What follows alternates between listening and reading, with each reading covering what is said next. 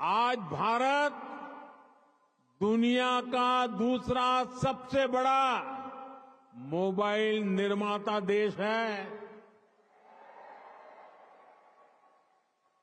मैं आपको एक आंकड़ा देता हूं और सुनकर आपको भी अच्छा लगेगा। बीते 10 साल में भारत ने जितना ऑप्टिकल फाइबर बिछाया है,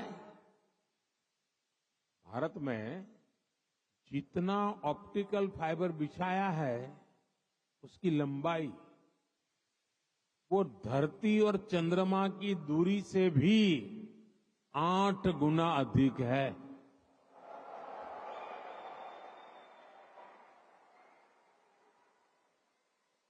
आज भारत दुनिया के सबसे डिजिटल कनेक्टेड देशों में से एक है।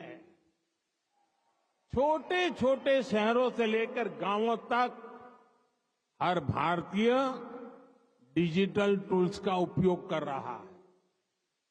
भारत में स्मार्ट डिजिटल सिस्टम अब लग्जरी नहीं, बल्कि कॉमन मैन की रोजमर्रा की जिंदगी में शामिल हो गया है।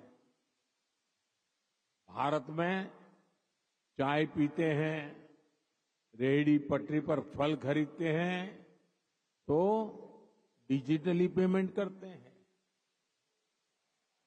राशन मंगाना है, खाना मंगाना है, फल सब्जियां मंगानी है, घर का फुटकर सामान मंगाना है, बहुत कम समय में ही डिलीवरी हो जाती है और पेमेंट भी फोन से ही हो जाता है।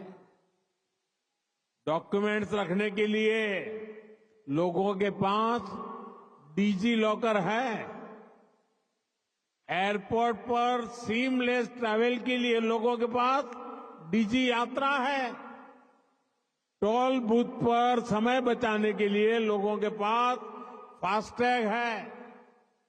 भारत लगातार डिजिटली स्मार्ट हो रहा है और ये तो अभी शुरुआत है।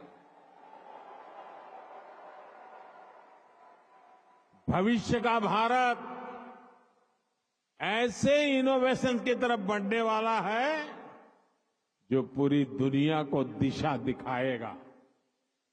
भविष्य का भारत दुनिया के विकास का हब होगा, दुनिया का ग्रोथ इंजन होगा। वो समय दूर नहीं जब भारत दुनिया का ग्रीन एनर्जी हब होगा,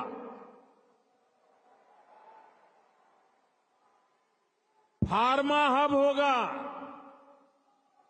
इलेक्ट्रॉनिक्स हब होगा, ऑटोमोबाइल हब होगा, सेमीकंडक्टर हब होगा, लीगल इंश्योरेंस हब होगा, कॉन्ट्रैक्टिंग कॉमर्शियल हब होगा। आप देखेंगे जब दुनिया के बड़े बड़े इकोनॉमी सेंटर्स भारत में होंगे।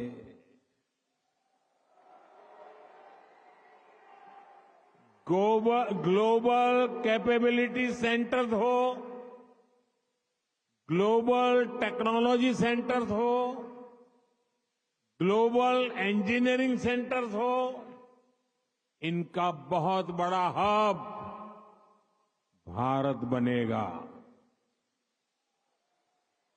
साथियों, हम पूरे विश्व को एक परिवार मानते हैं। भारत एक विश्व बंधु के रूप में दुनिया के भले की सोच के साथ आगे चल रहा है और दुनिया भी भारत की इस भावना को मान दे रही है। आज 21 दिसंबर 2024 को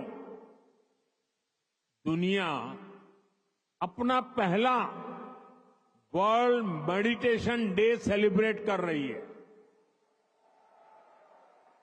ये भारत की हजारों वर्षों की मेडिटेशन परंपरा को ही समर्पित है।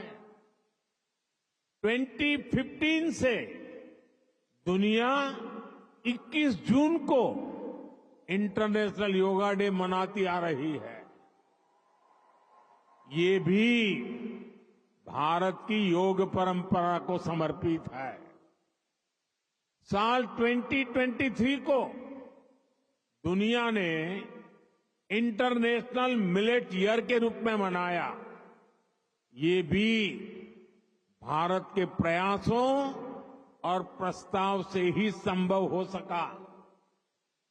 आज भारत का योग दुनिया के हर रीजन को जोड़ रहा है।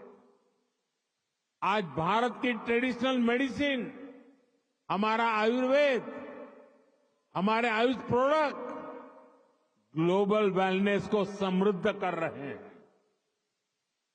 आज हमारे सुपर फूड मिलेट्स, हमारे श्री अन्न, न्यूट्रिशन और हेल्दी लाइफस्टाइल का बड़ा आधार बन रहे हैं।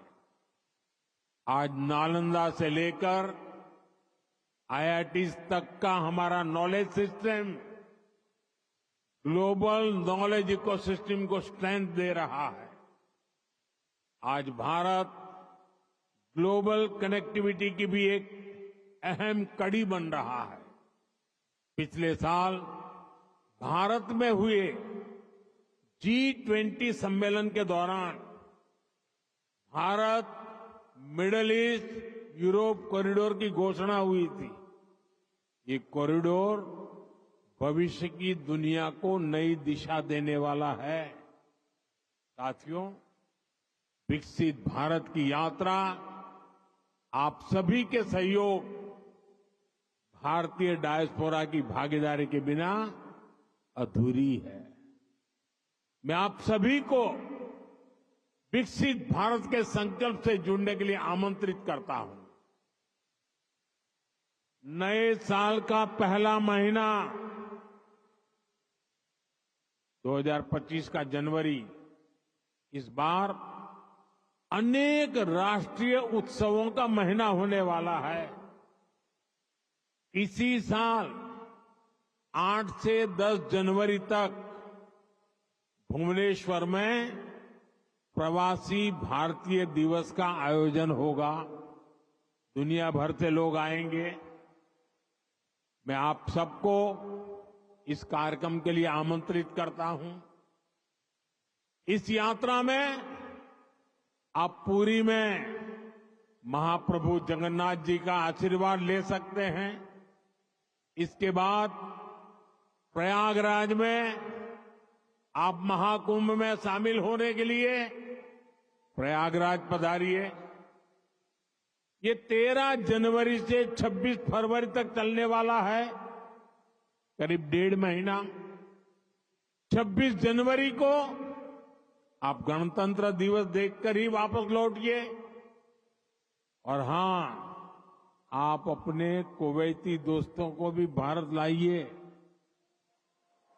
उनको भारत घुमाइए।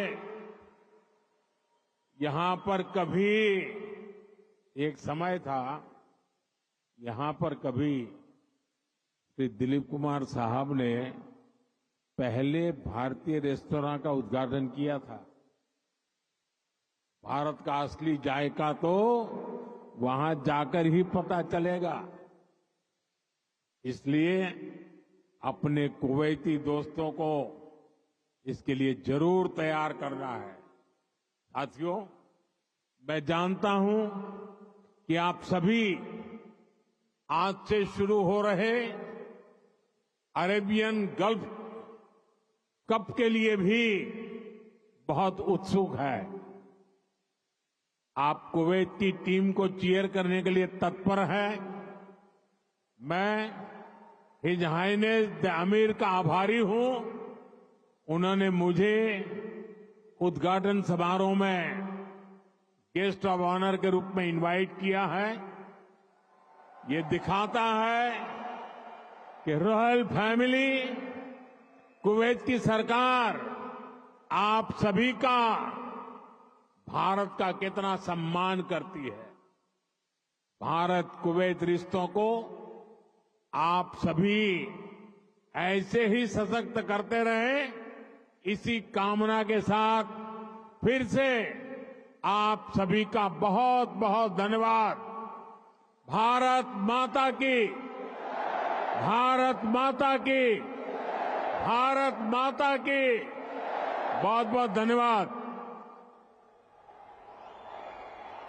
कुवैत में प्रधानमंत्री नरेंद्र मोदी भारतीय समुदाय के बीच उन्होंने बताया कि किस तरह के भारत और कुवैत के सालों पुराने संबंध रहे हैं।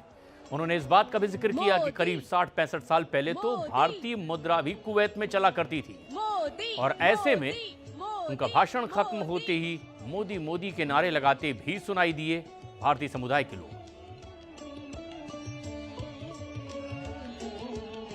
प्रधानमंत्री नरेंद्र मोदी 2 दिन के कुवैत दौरे पर हैं और इस बीच अब अपनी बात भारतीय समुदाय के बीच रखने के बाद उन लोगों के बीच पहुंचते हुए और तमाम वो लोग जो यहां प्रधानमंत्री से मिलने उन्हें सुनने आए थे, हाथ में तिरंगा लिए उनका अभिवादन करते दिखाई दे रहे हैं। कुछ लोगों से रुककर प्रधानमंत्री नरेंद्र मोदी यहां बातचीत करते भी दिखाई दे रहे हैं।